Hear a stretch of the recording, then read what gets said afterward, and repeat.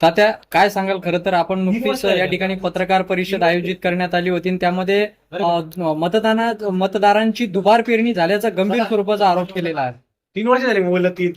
दादा, सगळ्यात महत्वाचा मी पुन्हा तुम्हाला हे सांगतो की हा आरोप नसून सत्यता मांडण्याचा प्रयत्न होता. मी या संदर्भात पुराव्यानिशी आपल्याला सांगितलेलं आहे आणि कागदोपत्री ते तुम्ही स्वतः शहानिशा करू शकता. मुळात हा राजकारण म्हणून आरोप नाहीये, परंतु लोकशाही जिवंत ठेवण्यासाठीचा हा एक प्रयत्न आहे. आणि येणाऱ्या काळात स्थानिक स्वराज्य संस्थांच्या निवडणुका असल्या कारणाने नुसतं माझ्या पुरताच नव्हे तर अशा असंख्य ज्यांनी प्रत्येक वार्डात मनापासून मेहनत केलेली असते, राबलेला असतो आणि त्यांच्या मनासारखा निर्णय होत नाही, त्याला कारण असं असतं की ज्याच्या हातात काठी त्याची म्हैस अशी जी म्हण असते, तसंच सत्ताधारी याचा दुरुपयोग करून मनमानी निर्णय लावून घेतील. म्हणून हे आपल्या समोर व जनतेसमोर मांडण्याचा हा एक छोटासा प्रयत्न होता.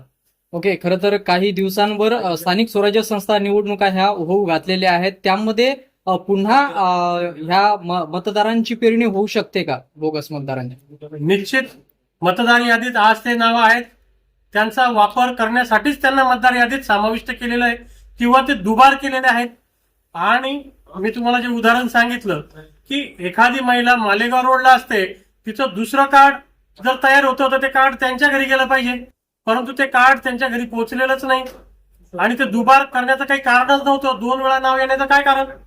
एका मतदार यादीत नाव असताना दुसऱ्या भागात दुसरं नाव येण्याचं कारणच काय? आणि म्हणून 100% त्याचा गैरवापर करण्यासाठीच ते दुबार नाव आल्याची शंका आल्याशिवाय राहत नाही आणि येणाऱ्या काळात त्याचा वापर होणार नाही याची तुम्ही आम्ही काळजी घेऊ. परंतु ज्यांनी याचा वापर केलेला आहे ते पुन्हा अशाच पद्धतीने निवडणूक लढण्याचा प्रयत्न करतील असं मला वाटतं. हे दुबार मतदार येऊ नये किंवा बोगस मतदारांवरती अंकुश ठेवण्यासाठी नेमकं कशा प्रकारचा आपल्याकडनं प्रयत्न होणार आहे? सगळ्यात महत्वाचं दुबार मतदान आणि गावाबाहेरील मतदान या संदर्भात मी चाळीसगावचे मुख्याधिकारी आदरणीय सौरभ जोशी साहेबांना वेळोवेळी चर्चेच्या माध्यमातून सांगितलंय. घरपट्टी विभागातील जे कर्मचारी आहेत, जे पर्यवेक्षक आहेत, त्यांना वेळोवेळी या सूचना आणि त्यांना सुद्धा कागदोपत्रीसह मी या गोष्टी लक्षात आणून दिलेल्या आहेत. आणि त्यांच्याकडनं मी आजही अपेक्षा करतो की ह्या गोष्टीवर आज जरी हरकतीची मुदत संपली असली तरी मागच्या 2 दिवसापूर्वी या गोष्टींवर काही कार्यकर्त्यांनी हरकती घेतलेल्या आहेत, नावानिशी हरकती घेतलेल्या आहेत आणि आता त्यांचं काम आहे. त्यांनी जर प्रामाणिक काम केलं तर त्याच्यावर पर्याय आहेत की हे मतदार आता डिलीट करू शकत नाही, परंतु मतदार यादीमध्ये 999 क्रमांकाचा एक भाग असतो. जे हद्दीबाहेर असतात त्यांना त्या याच्यात समाविष्ट केलं जातं, त्यांना मतदान केलं जाऊ देत नाही. अशा पद्धतीने कायदा आहे आणि तशा पद्धतीने ते करू शकतात. परंतु आता राजकीय परिस्थिती पाहता कोणाचं ऐकून ते काय करतात, ते किती प्रामाणिक न्याय देतात किंवा ज्या पदावर ते बसलेले आहेत त्या पदासाठी ते किती प्रामाणिक काम करतात हे बघणं खूप महत्वाचं ठरेल. खरं तर आपण असं नमूद केला की मी जर मूळ पक्षात राहिलो असतो तर कदाचित मी ठामपणे सांगू शकलो असतो की मी नगराध्यक्ष पदासाठी दावेदार आहेत, परंतु आजच्या घडीला त्यांच्याकडे चेहरा शिल्लक नाही, अशा प्रकारचं सांगणं आहे.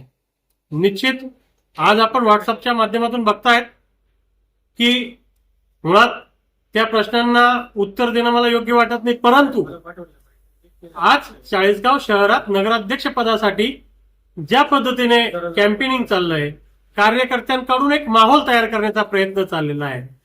याच गोष्टी मला सांगायला भाग पाडतात की भारतीय जनता पार्टीमध्ये नगरपालिकेत नगराध्यक्ष पदापर्यंत पाठवण्यासाठी कदाचित प्रामाणिक कार्यकर्ता नसेल, म्हणून की काय हित नावाचा प्रकार आज जनतेसमोर मांडून काहीतरी डायव्हर्ट करण्याचा प्रयत्न चालला आहे.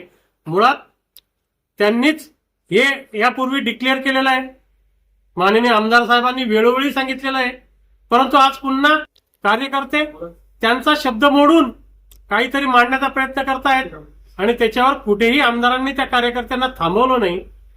किंवा ते याच्यावर काही भाष्य केलं नाही, म्हणून मला असं वाटतं की भारतीय जनता पार्टीमध्ये नगराध्यक्ष पदाचा कार्यकर्ता शिल्लक राहिला नाही, म्हणून की काय या पद्धतीचं आता हे चालू आहे. नगराध्यक्ष पण पद त्यांनी कोणाला अध्यक्ष करावं किंवा कोणाचे पोस्ट कराव्या याला आमचं बंधन नाही, फक्त तुम्ही प्रश्न विचारला म्हणून मी माझं मत मांडलं. ओके. खरं तर हे नगराध्यक्ष पद हे महाविकास आघाडीच्या पारड्यात पडेल असा विश्वास आहे का? 100% आज चाळीसगावची जनता इलेक्शनची वाट बघून आहे. तुम्हाला अतिशय खात्रीने सांगतो की येणाऱ्या काळात चाळीसगाव नगरपालिकेत नगराध्यक्षपदी फक्त आणि फक्त महाविकास आघाडीचेच उमेदवार नगराध्यक्ष म्हणून बहुमताने निवडून येतील, कारण हे जनतेच्या मनात आहे आणि जनता या गोष्टीसाठी उत्सुक झालेली आहे की कधी इलेक्शन लागतं आणि चाळीसगावातल्या नेतृत्वाला त्या पदावर आपण कधी मतदान करून बहुमताने निवडून आणू, अशी परिस्थिती आज चाळीसगावात आहे. Okay, thank you.